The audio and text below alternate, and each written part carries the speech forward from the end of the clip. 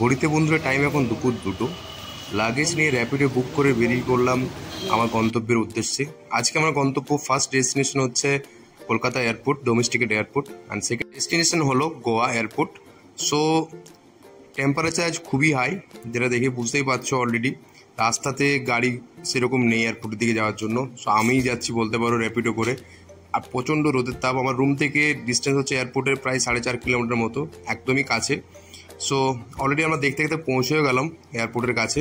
So এয়ারপোর্টে বাকিদের জন্য একটু অপেক্ষা করতে হবে মনে হচ্ছে। চলো দেখে নিয়ে যাক। সো ফাইনালি আমরা এখন কলকাতা ইন্টারন্যাশনাল এয়ারপোর্টের কাছে। 1A 1Bর গেট নাম্বার সামনে আমরা পেছনে দেখতে পাচ্ছ। আর মাত্র 60 টাকায় আমি দমদম থেকে চলে এলাম র্যাপিডো করে। হচ্ছে ফার্স্ট টাইম বলতে কলকাতা এয়ারপোর্ট থেকে কোথাও যাচ্ছি এর আগে, এবং এটা আমার সেকেন্ড ফ্লাইট ইন্ডিগো এয়ারলাইন্সে। এর আগে আমরা গিয়েছিলাম এয়ার এশিয়ার থেকে, বাট আজকে আমরা ইন্ডিগোতে। সো ফ্লাইট হচ্ছে আমাদের 6টার সময়, 4টার সময় আমাদেরকে ঢোকার কথা বলা হয়েছে। সো আমি অলরেডি পৌঁছে গেছি, এখন টাইম হয়ে যায় 3টা 15। তো দেখা যাক বাকিরা সদস্যরা কখন আসে। তো তারপর তোমার সাথে বাকিরা আপডেট দিচ্ছি তোমাদেরকে। তো বাড়িতে এখন জানিয়ে দিই ফোন করে যে আমি পৌঁছে গেছি বলে।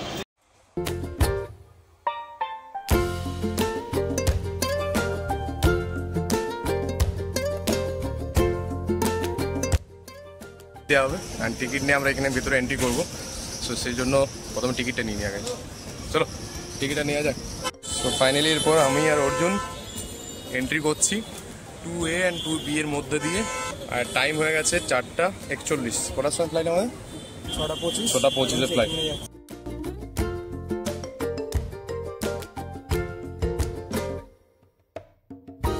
ফাইনালি আমাদের গোয়ার বোর্ডিং পাস আমরা অলরেডি পেয়ে গেলাম।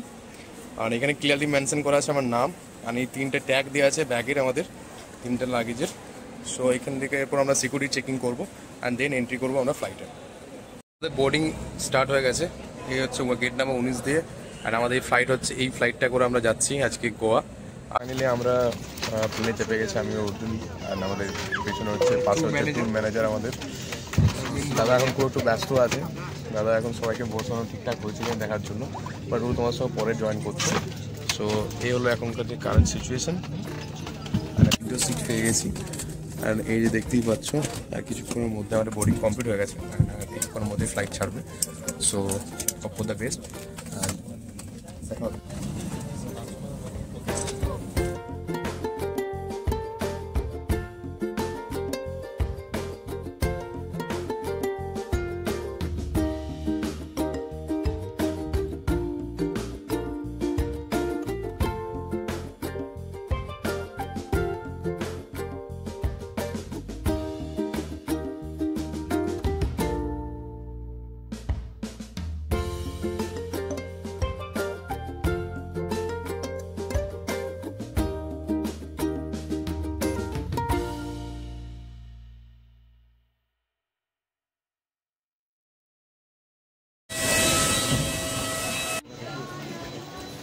So we have finally arrived in Goa.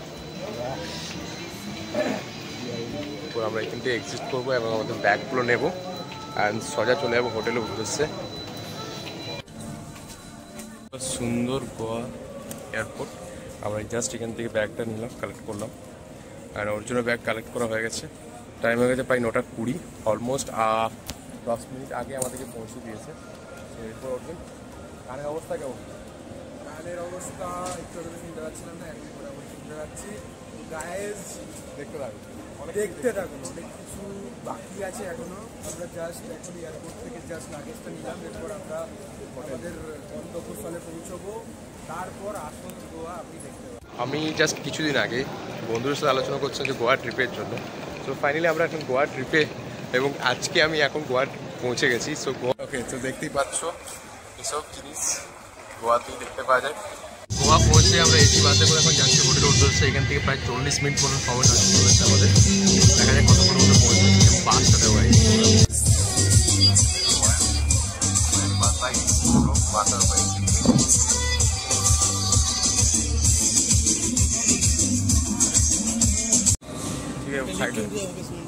এটা হচ্ছে আমাদের হোটেল, আমরা ওই আছি সেকেন্ড ফ্লোরে।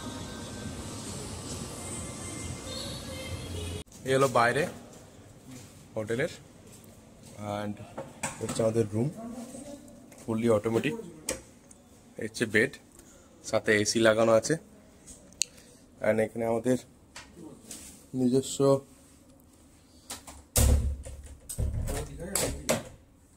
ওকে। সো এই হচ্ছে বেড। বেড অরিজিনাল আবার দেখো চাপি, আহা নরম বেড। আর এসি অলরেডি আমাদের এখানে চলছে। এখানে টিভি একটা আছে। আর এই হচ্ছে আমাদের বাথরুম। ওকে, সো জাস্ট এরকম হচ্ছে বাথরুমটা দেখতে। আর এখানে আছে আমি, আমার টায়ার্ড হয়ে গেছি। সো এরপর আমরা ঝগাঝট সেট করে আমরা নিজের ড্রেসগুলো চেঞ্জ করবো অ্যান্ড লটকে দেবো।